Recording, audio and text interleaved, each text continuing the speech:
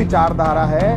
जब देश आजादी के लिए लड़ रहा था तो ये लोग अंग्रेजों के साथ थे। ये वही विचारधारा है जब सबसे पहला उग्रवादी अगर इस देश का कोई पैदा हुआ जिसने महात्मा गांधी को गोली मारी, ये वही विचारधारा है। ये वही विचारधारा है जो आपसी भाईचारे को तोड़ना चाहती है, अमनो अमान को खराब करना चाहती है, इस देश की धर्मनिरपेक्षता को तार तार करना चाहती है, सांप्रदायिक ताकतों को बढ़ाना चाहती है। ये वही विचारधारा है जो कभी हिंदू, मुस्लिम, सिख, ईसाई, जैन, बौद्ध, पारसियों में टकराव कराना चाहती है। ये वही विचारधारा है जो किसानों को खालिस्तानी कह रही है। ये वही विचारधारा है जो नौजवानों को उग्रवादी कह रही है। ये वही विचारधारा है जो आज सैनिकों को अग्निवीर में झोंककर 4 साल के लिए उन्हें भर्ती करने की बात कर रही है कि आपको केवल 4 साल की नौकरी दी जाएगी।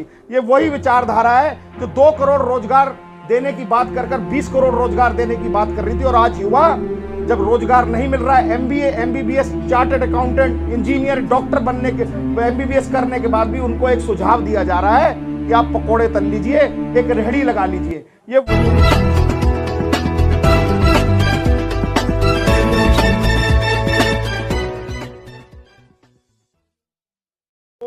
जो इस पे सत्ता काबिज है, इसको कैसे हटाना है। अब बात यह है कि विचारधारा कौन सी है जिसको हटाना है। हम सब बार बार बात कर रहे हैं लोकतंत्र को खतरा है, संविधान को खतरा है। ये वही विचारधारा है जब देश आजादी के लिए लड़ रहा था तो ये लोग अंग्रेजों के साथ थे। ये वही विचारधारा है जब सबसे पहला उग्रवादी अगर इस देश का कोई पैदा हुआ जिसने महात्मा गांधी को गोली मारी, ये वही विचारधारा है। ये वही विचारधारा है जो आपसी भाईचारे को तोड़ना चाहती है, अमनो अमान को खराब करना चाहती है, इस देश की धर्मनिरपेक्षता को तार तार करना चाहती है, सांप्रदायिक ताकतों को बढ़ाना चाहती है। ये वही विचारधारा है जो कभी हिंदू, मुस्लिम, सिख, ईसाई, जैन, बौद्ध, पारसियों में टकराव कराना चाहती है। ये वही विचारधारा है जो किसानों को खालिस्तानी कह रही है। ये वही विचारधारा है जो नौजवानों को उग्रवादी कह रही है। ये वही विचारधारा है जो आज सैनिकों को अग्निवीर में झोंककर 4 साल के लिए उन्हें भर्ती करने की बात कर रही है कि आपको केवल 4 साल की नौकरी दी जाएगी। ये वही विचारधारा है जो 2 करोड़ रोजगार देने की बात कर 20 करोड़ रोजगार देने की बात कर रही थी, और आज युवा जब रोजगार नहीं मिल रहा है, MBA, MBBS, chartered accountant, engineer, doctor बनने के, एमबीबीएस करने के बाद भी उनको एक सुझाव दिया जा रहा है कि आप पकोड़े तल लीजिए, एक रेहड़ी लगा लीजिए। ये वही विचारधारा है जो महिलाओं पर अत्याचार हो रहा है, दुराचार हो रहा है, अनाचार हो रहा है, उसको रोकने में काम नहीं। चाहे वो मणिपुर में एक हमारी सैनिक की पत्नी को निर्वस्त्र करके घुमाया जा रहा था, उस पर देश के प्रधान सेवक का एक शब्द नहीं निकला। ये वही विचारधारा है जो हमारी मनीषा वाल्मीकि के साथ जघन्य अपराध करने के बाद उसके घर वालों को लाश तक नहीं दी और उसको पेट्रोल डालकर जलाया जा रहा है। ये वही विचारधारा है जो हमारे बुजुर्गों के साथ छल कर रही है। ये वही विचारधारा है जो हमारे किसानों के साथ छल कर रही है। वही विचारधारा है जो समाज के शोषित वंचित तबके के साथ छल कर रही है। वही विचारधारा है जो देश को 5 ट्रिलियन इकोनॉमी बनाने जा रही थी, और आज देश में सबसे ज्यादा अगर गुर्बत कही है तो इसी देश में है। ये वही विचारधारा है जो सूचना क्रांति के नाम पर आई थी और कह रही थी कि हम सूचना क्रांति कर दे, लेकिन वही विचारधारा है जो आज पाठ्यक्रम की पुस्तकों में ही बदलाव कर रही है और व्हाट्सएप यूनिवर्सिटी चला रही है। व्हाट्सएप पे केवल वो ज्ञान परोसा जा रहा है जो कहीं इतिहास में था ही नहीं। और आज युवा 7-7, 8-8 घंटे, आप देखिए अपने घरों में बच्चों को, बच्चों के हाथ में क्या है, किताबें नहीं है, बच्चों के हाथ में मोबाइल है। बच्चे मोबाइल में 7-7, 8-8 घंटे आज वेस्ट कर रहे हैं। तो ये वही विचारधारा, इस विचारधारा को रोकने की बात कर रहे हैं। और संविधान को क्यों खतरा है? क्योंकि इसने 1 बार नहीं, 2 बार नहीं, 3 बार नहीं, हजारों बार संविधान को तोड़ने मरोड़ने की कोशिश की। ये वही विचारधारा है। जब ये 1998 में आए तो इन्होंने सबसे पहला कुठाराघात किया कि जो गरीब तबका था, जिसको सरकारी नौकरी मिल जाती थी, जिसको 50-60 हजार रुपए मिलने लगे थे, समाज में वो आर्थिक रूप से संपन्न होने लगा था, उसने अपने बच्चों की शादियां करनी शुरू कर दी थी, घर मकान बनाने शुरू कर दिए थे, बच्चों को पढ़ाना शुरू कर दिया था। तो 2004 में ये अटल बिहारी वाजपेयी की सरकार ये आई और इसने एक मंत्रालय बनाया जिस मंत्रालय का नाम था विनिवेश मंत्रालय, डिसइन्वेस्टमेंट मिनिस्ट्री, और जिसका एक मंत्री बनाया इन्होंने जिसका नाम था अरुण शौरी। और उस मंत्रालय का काम क्या था कि जितनी देश की तमाम सरकारी एजेंसियां हैं उनको आप ये दिखा दीजिए कि घाटे में है और देश में सरकारी नौकरी बंद कर दीजिए और ठेका प्रथा लागू कर दिया। और ठेका प्रथा भी कहां पर लागू की गई? हमारे खल्लासी के साथ, हमारे चपड़ासी के साथ, हमारे माली के साथ, हमारे सफाई कर्मचारी के साथ, तमाम नर्सेस के साथ, हमारे क्लर्क के साथ, और तमाम जो सरकारी नौकरियां थी उन पर कुठाराघात किया। हम इसी विचारधारा को हटाने की बात कर रहे हैं। ये अब वही विचारधारा जो 10 साल से काबिज है, जिसने पेंशन बंद कर दी है हमारे सरकारी लोगों की, हम इसी विचारधारा की बात कर रहे हैं। वही विचारधारा की हम बात कर रहे हैं जो सरकारी नौकरी तो है ही नहीं, इस देश में आज प्राइवेट नौकरी तक नहीं है। इस देश में स्टैंड अप इंडिया की बात करते हैं, इस देश में कहते हैं कि हम लोगों को एंटरप्रेन्योर बनाएंगे। आज इस देश का युवा इतना भयभीत है और इतना ग्रसित और त्रसित है, देश की यूनिवर्सिटियों में आज पता नहीं कितने रोहित वेमुला हैं जो फांसी लगाकर मर रहे हैं। आज इस देश में कोई ऐसा तबका, कोई ऐसा समाज, कोई ऐसा वर्ग नहीं है जो इस सरकार से ग्रस्त नहीं हो, त्रस्त नहीं हो। और इसी कारण से समाज के विभिन्न संगठनों ने, जिन्होंने 20-20, 30-30 साल समाज की सेवा की है, वो सब एक मंच पर आए और उन्होंने तय किया कि हम सब लोग इकट्ठे होकर इस मूवमेंट को आगे बढ़ाएंगे। हमारे पास दो ही ऑप्शंस थी। पहली ऑप्शंस थी कि हम घर में बैठ के सरकार को कोसें कि क्या करें, इसको कैसे रोकें, और दूसरी ऑप्शन ये थी जो आज हम कर रहे हैं कि हम आज समाज में निकल पड़े हैं और कोशिश कर रहे हैं कि आप लोगों से बात करें, आप लोगों की सुने, आप लोगों की सुने। मुझे लगता है हम यहाँ जितने इस प्रांगण में थे, मैंने सबको कोशिश की है कि सब अपनी अपनी बात रख ले, कोई थोड़ा रखे, कोई ज़्यादा रखे। इन्हीं शब्दों को हम समझ के मैं समझता हूं कि हमें इसे आगे बढ़ाने की आवश्यकता है। और इस देश के लोकतंत्र को अगर खतरा नहीं है तो इसके उदाहरण मैं 2-3 और बता देता हूं। देश की सबसे प्रिंसिपल अपोनेंट पार्टी और सबसे पुरानी पार्टी कांग्रेस है।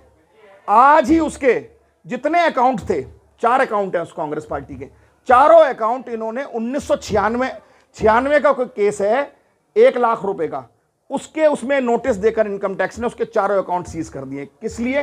तक यही प्रजातंत्र को खतरा है कि लोकतंत्र में विपक्षी पार्टियों के अकाउंट तक फ्रीज कर दीजिए ताकि वो चुनाव ना लड़ पाए।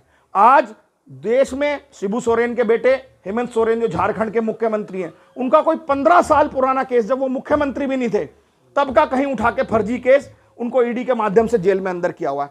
सारे विपक्षियों को भयभीत किया हुआ है, सरकारी एजेंसी का दुरुपयोग कर रहे हैं और देश में विपक्ष को निस्ते नाबूद कर रहे हैं और एक इतना झूठा प्रचार कर रहे हैं, अब की बार 400 पार, अब की बार 400 पार, अब की बार 400 पार। अरे मोदी साहब, अब की बार 400 पार हो रही है तो आपको क्यों हाथ जोड़कर गिड़गिड़ाकर दूसरी विपक्षी पार्टियों के नेताओं को लेना पड़ रहा है?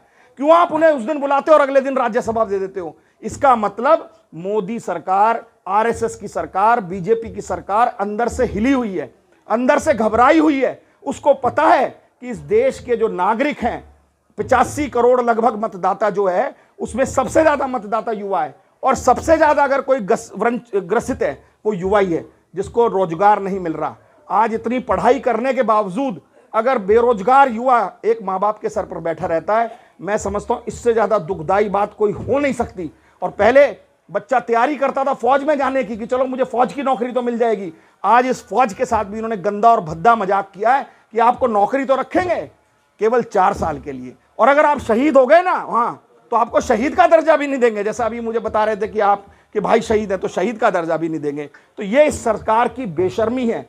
इसीलिए हम बार बार हर बस्ती में, हर नुक्कड़ सभाओं में, मोहल्लों में बात रख रहे हैं कि ऐसी जो सरकार है जो बाबा साहब के संविधान में विश्वास नहीं करती, इसकी मंशा आपने नोट की होगी कि पहले भी अभी पीछे इन्होंने इस संविधान को तोड़ने मरोड़ने की बात की।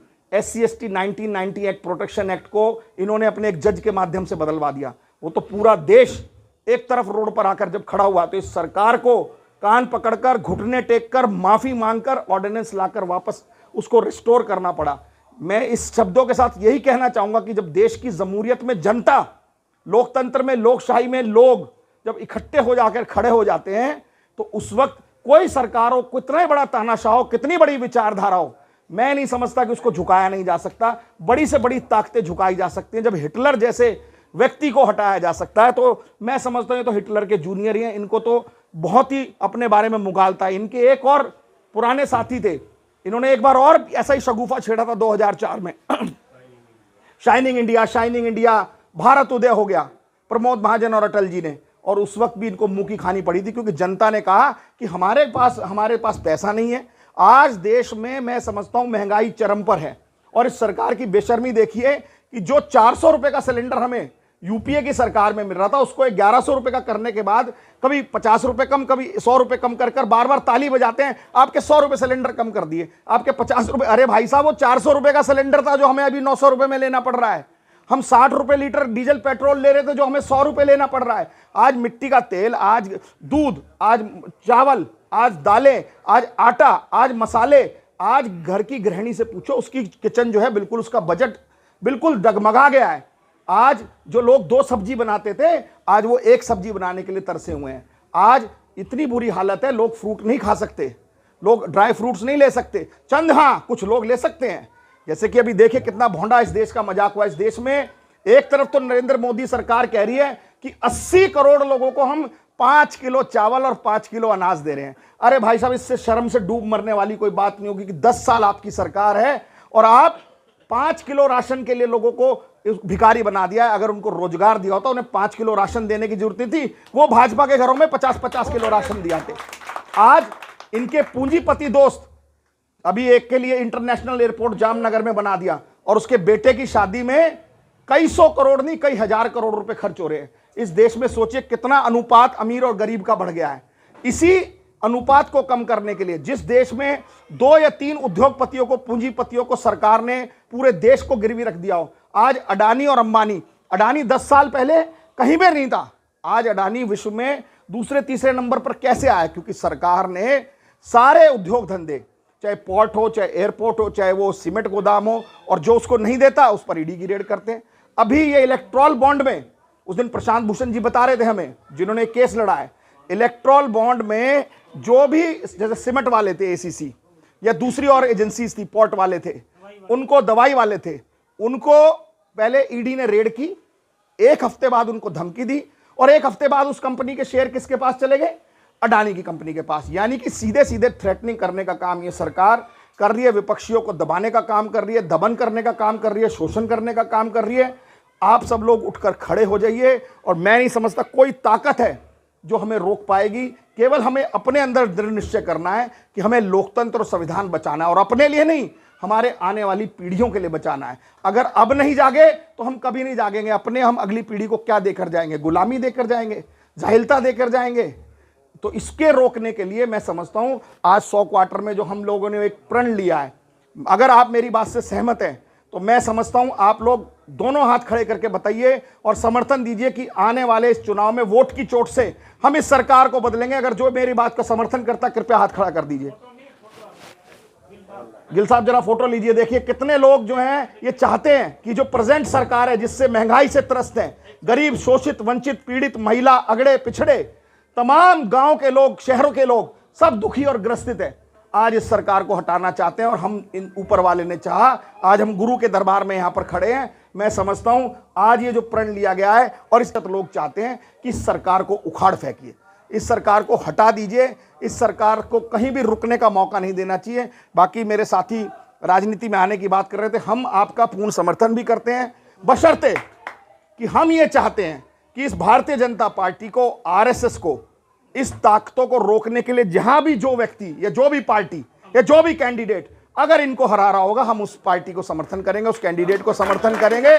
आप लोग आगे बढ़िए, तमाम पार्टी के लोग आगे बढ़िए। हमारा किसी एक व्यक्तिगत पार्टी के साथ समर्थन नहीं है, हमारा समर्थन तो केवल इस बात से है कि लोकतंत्र और संविधान को जो कुचलना चाहती है विचारधारा ये पार्टी, इस बार इस पार्टी को नहीं आने देना। इसमें जो भी हमारे साथ खड़ा होगा, जो भी इनको रोकने में कामयाब होगा, जो भी रोकने में सक्षम होगा, हम लोग उनका कंधे से कंधे मिलाकर तन मन धन से साथ देंगे। मैं इन्हीं शब्दों के साथ आयोजकों का और आप जो दूर दूर से यहाँ पर लोग आए हैं सबका मैं बहुत बहुत धन्यवाद करना चाहता हूँ। दो बातें और जरूर कहूँगा कि बोलना है तो आज बोलो साथियों, बोलना है तो आज बोलो। एक मिनट भाई साहब प्लीज, बोलना है तो आज बोलो, चुनाव के बाद बोलने का कोई फायदा नहीं।